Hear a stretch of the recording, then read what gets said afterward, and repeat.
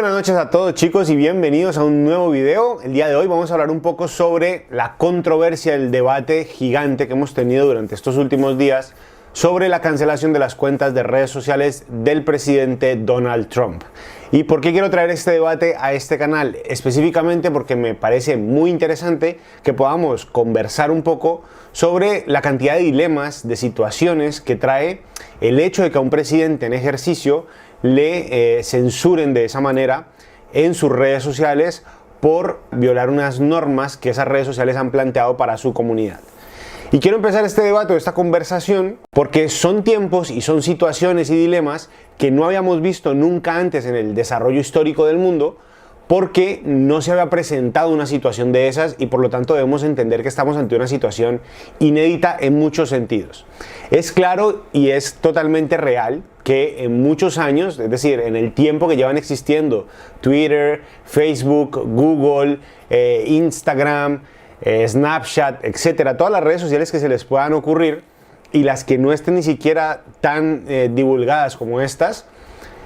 ha habido momentos y situaciones en las que las redes sociales han planteado el dilema de si censurar o no a la persona que emite cierto tipo de mensajes. Mensajes sobre protestas, mensajes catalogados o calificados como complacientes un poco con las protestas que se pueden convertir en protestas violentas, y también mensajes que pueden en algunos momentos generar algún tipo de susceptibilidad a la persona que lo está revisando. Si por alguna razón estabas escondido debajo de una piedra y no te has dado cuenta exactamente de qué debate estamos hablando, pues al presidente de los Estados Unidos le han cancelado y suspendido sus cuentas en Twitter, Facebook, Snapchat. Creo que casi que en todas las redes sociales está o suspendida del todo, es decir, que nunca volverá a tener ningún tipo de acceso a esa cuenta en particular,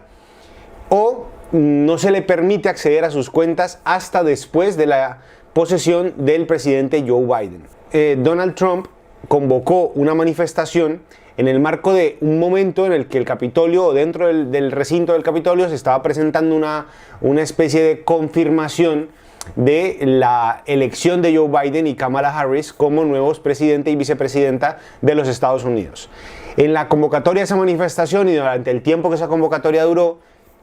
pues se le acusa a Trump de haber un poco instigado o haberle hecho comentarios o mensajes a sus seguidores, casi de que asaltaran el Capitolio en ese momento, que terminó desembocando en lo que vimos en los últimos días, en esa imagen bastante lamentable para una democracia como la estadounidense, de personas ingresando al Capitolio con total violencia, en un desorden absurdo y generando una especie de caos en la democracia, al parecer, más estable del planeta. Por lo tanto, en esa lógica, pues Twitter, Facebook y todas estas redes sociales de las que estuvimos hablando anteriormente han tomado decisiones como restringir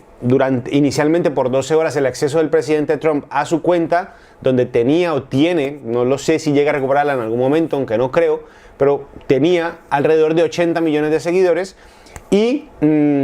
esto desembocó en un debate gigante que nunca habíamos visto, nunca habíamos tenido sobre la mesa, y es cuál es el papel o cuál es el rol que llevan estas redes sociales en el tipo de vida, en el tipo de sociedad que tenemos nosotros configurada en este momento. ¿Y por qué se genera ese debate? Pues principalmente porque lo que Trump defiende es una idea política, es una idea que tiene unas consecuencias, claro que sí, pero no deja de ser una idea de eso, una convicción política de lo que él cree, encarna a su manera de verlo, lo que para él se considera el mejor modelo que Estados Unidos o América debería seguir. Y en esa idea él ha conseguido que un número de personas, casi 80 millones de personas, crean y confíen y sientan por cualquier razón que esa idea que él tiene está bien, que es correcta y que ese es el modelo de Estados Unidos que ellos quieren en su país, el tipo de forma de gobierno o de desarrollo económico, social y político que ellos quieren para su país. En esa lógica se vuelve bastante diciente, se vuelve bastante interesante traer a la mesa que, pues así nos guste o no nos guste, esa persona con ideas muy radicales o no, con cosas que son buenas y malas, como todas las propuestas políticas del mundo que generan polarización, pues tengamos que entrar a pensar o entrar a debatir si una persona con esas convicciones y con ese número de seguidores, pues puede ser en algún momento censurada o limitada su capacidad de expresión o divulgación en las redes sociales. Y esto básicamente porque así como a Trump, pues podríamos aplicar esa misma lógica a una infinidad de partidos y creencias políticas o de activismo político o de activismo sobre causas políticas, sociales, ecológicas, etcétera, que se pueden convertir en ese nuevo momento en el que la red social puede determinar o decidir si esa política específica puede, según sus criterios, llegar a incitar en algún momento a la violencia o tener algún tipo de complacencia según sus normas cívicas o según sus normas o políticas internas. Y en ese sentido, pues estaríamos hablando de un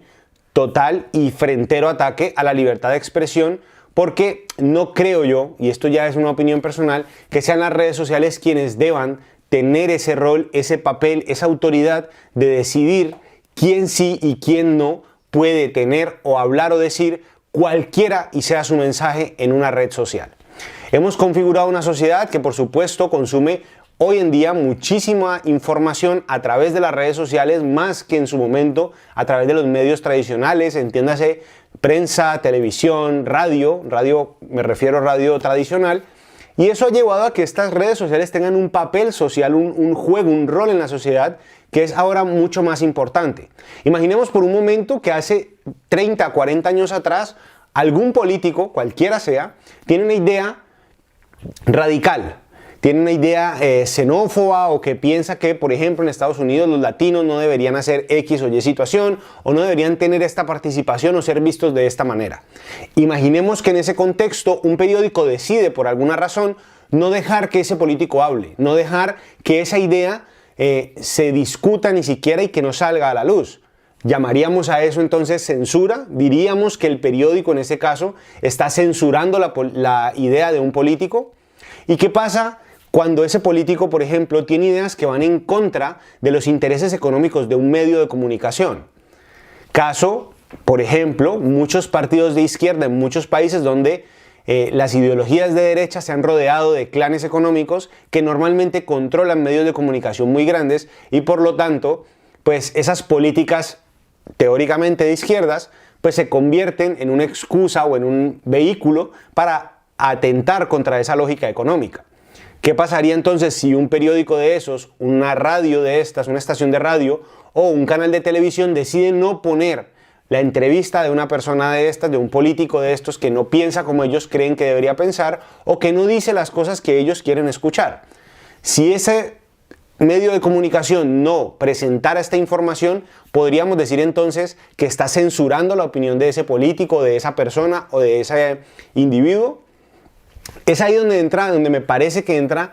tan categóricamente el entender y saber que ni Twitter, ni Facebook, ni Instagram, ni ninguna red social es ni un árbitro, ni tiene el rol de suprema autoridad de la verdad, ni tiene por qué decirle a las personas qué contenido pueden y no pueden consumir. Cada uno de nosotros, los seres humanos que habitamos el planeta y que consumimos redes sociales, debe hacerse responsable del contenido que consume y las reacciones que toma con ese contenido que consume. Trump, a todas las cosas que le puedas debatir, a todas las cosas que puedas estar en contra de él, tiene todo el derecho como cualquier individuo, así como Biden tiene el derecho, así como Bernie Sanders en su momento, con sus políticas muy radicales, excesivamente supuestamente en esa lógica americana, lo más a la izquierda que podría haberse planteado dentro del Partido Demócrata, pues también tenía derecho a decir lo que le saliera de la cabeza en el momento en que quisiera. No importa que esa lógica implicara una revolución entera en términos económicos o en términos políticos en Estados Unidos. La decisión, la forma en que sus partidarios, en que sus seguidores reaccionaran a esas políticas y el hecho de que ganara o perdiera, pues sencillamente sería responsabilidad de sus partidarios. No puede ser responsabilidad de quien emite el mensaje. Y nuevamente, para traer un ejemplo, tomemos un ejemplo de casuística. Si imaginemos que convocamos mañana una marcha en pro o a favor de los derechos de los animales, pretendiendo que salgan personas a manifestarse a favor de que existan mayor regulación o mayores leyes que protejan a los animales para que no sean maltratados, no sean golpeados, no tengan algún tipo de protección extra que queramos debatir para ellos. Y en ese sentido, resulta que en esa marcha, por alguna razón, quienes convocamos la marcha, vamos a la marcha, empezamos la marcha y en algún momento esa marcha se torna violenta por alguna situación. Personas que van a esa marcha piensan o consideran o creen que la manera de defender su idea es la violencia. Es lógico y por supuesto entendible que las fuerzas de policía pues van a reaccionar y se pueden presentar enfrentamientos en esa eventual o hipotética situación.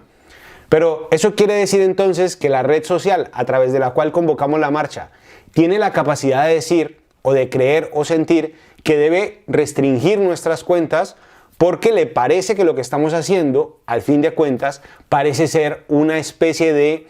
apología a la violencia, porque la posibilidad de convocar una marcha en protesta a cualquier cosa, lo que sea que quieras, que es una libertad ciudadana y una de las grandes conquistas de la democracia, pues piensan ellos, se puede ver afectado por el mero hecho de dejarte decir o hablar lo que quieras decir. En ese sentido, entonces, es traer el debate sobre la mesa de decir qué tipo de papel o qué tipo de rol juegan las redes sociales en nuestra sociedad. ¿Realmente son las redes sociales las responsables de restringir o no lo que podemos decir al público o a la gente que nos quiera escuchar? Yo podría estar grabando este video y que nadie, absolutamente nadie lo viera, o grabar el mismo video y que lo vieran millones de personas. Y en ese sentido, ¿quién es la red social para decirme si esto lo deben ver millones de personas o lo debe ver una sola persona? En ese mismo sentido, entonces, la invitación es que a partir de este momento nos dejes tu comentario. ¿Qué opinas tú acerca de que el presidente Trump no pueda tener acceso a sus cuentas, que no pueda compartir la información de manera libre a como lo había estado haciendo hasta este momento, entre comillas? ¿Qué opinas tú de la jugada o del papel que están teniendo las redes sociales ahora en la configuración de nuestra sociedad y de nuestro organigrama político y la forma en que interactuamos entre nosotros y con nuestros, en teoría, representantes políticos? Si lo que intentaban las redes sociales era generar que el discurso de Trump no tuviera tanta acogida, no tuviera tanta amplificación como lo había tenido hasta este momento, el tomar la decisión de continuar restringiéndolo, lo único que hace es darle todavía más artillería, todavía más herramientas para justificar su papel de víctima y decir, ven, se los dije, nos están silenciando, nos están censurando, están creando formas o maneras de silenciarnos para que no podamos compartir este fraude, etcétera, etcétera, etcétera. Cosas que obviamente tendrán que ir a la justicia y en los tribunales se ha demostrado que hasta el momento, por lo menos de manera jurídica, no se ha demostrado que haya existido ningún tipo de fraude electoral y que Joe Biden es legítimamente el presidente electo de los Estados Unidos. Por lo tanto, me encantaría recibir tu comentario, recibir tu opinión acerca de toda esta conversación, saber exactamente qué piensas, porque esta misma situación se puede presentar en tu país, se puede presentar en tu ciudad. Y la pregunta para cerrar este video es, ¿por qué a Donald Trump sí y a otros políticos no? ¿Por qué, por ejemplo, a partidos de extrema derecha en Europa no les cerramos las cuentas aun y cuando comparten pensamientos, políticas o comentarios xenófobos, racistas o excesivamente nacionalistas que podrían eventualmente terminar convirtiéndose en situaciones violentas? O, por ejemplo, ¿por qué no en algunos escenarios también a partidos de extrema izquierda que defienden de alguna manera el uso de la violencia en situaciones específicas en defensa de lo que ellos creen es la libertad de expresión y ese modelo de anarquismo en algunas situaciones? Porque nuevamente a ese tipo de políticas o a ese tipo de partidos no los censuramos igual, pero a Donald Trump sí? Déjanos tu comentario, déjanos tus opiniones, déjanos cualquier tipo de elemento nuevo que creas que debemos tener en cuenta en toda esta conversación y por supuesto denle por favor un botoncito a me gusta, un clic a me gusta, un clic a seguir y espero de todo corazón que este video haya sido de utilidad, que podamos tener una sana conversación y nos vemos en un próximo video. Muchas gracias y hasta la próxima.